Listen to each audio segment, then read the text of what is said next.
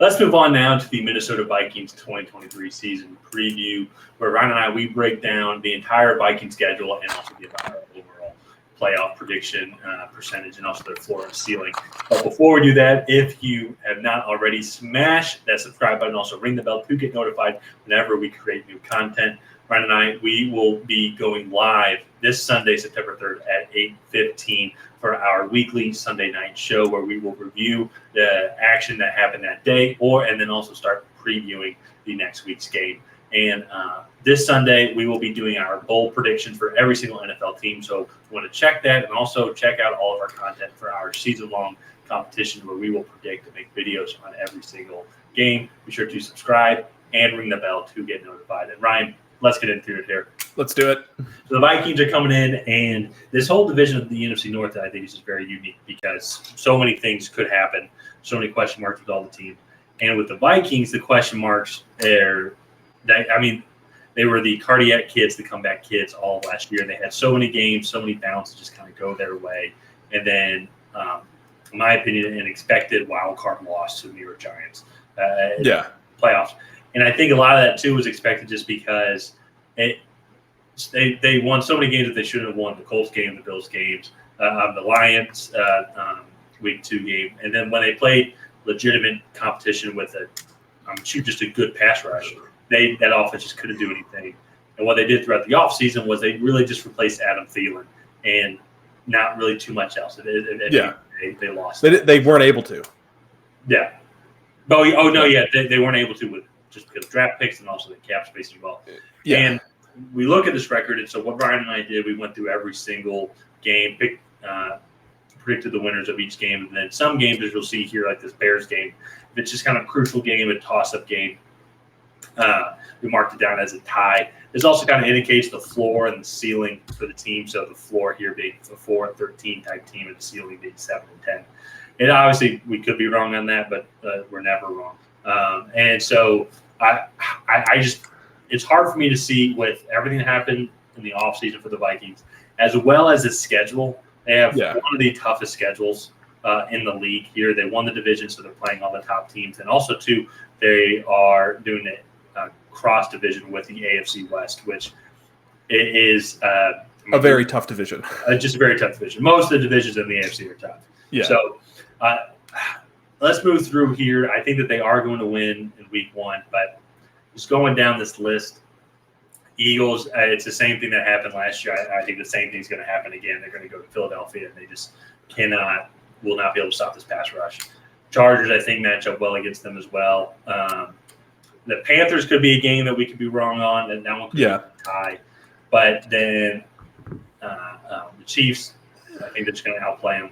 49ers going to outplay them. Bears and Packers, I think those division games are always interesting, but I would put them closer on the losing end for those games. So already starting out this first half of the season, just not entirely that great. The Bears are tremendously better than what they were last year, and I want to say they played those games pretty tough. And then I think the Packers – I know the Vikings played well against the Packers last year. I just think – with that Vikings defense, it got worse. I know they added Brian Flores, but I just don't know. I don't have confidence in the Vikings to be able to do that to the Packers again. Yeah. So it's going to be really interesting. I know we have them at 4-10-3, with kind of their ceiling being at that 7-10.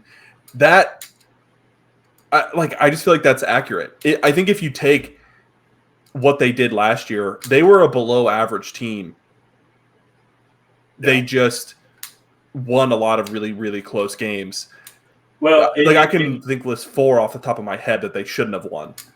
Well, and exactly. I listed off a couple as well. And it's, props to, and that's why you keep fighting. That's why you play the game, so it's just tough to see them within this schedule. That same thing happening again. Like last year, I think teams were maybe putting the Vikings as a fringe playoff team as well. And then the Packers, we all had the Packers winning the division. And so just because they won the division last year in a certain way doesn't mean that they're going to come back and all of a sudden start competing with the Niners, who did lose a lot. But at the same time, though, the system's overall better. They still have the core that's there. The Same thing with the Chiefs. I think Patrick Mahomes is still going to pick that defense apart. It doesn't matter who the receiving core is. Yeah. So, I mean, some games that we could be wrong. I mean, I feel like this Vikings-Falcons game could be a shootout, but the Falcons, I think, are going to run all over them. And so it'll just be interesting to watch.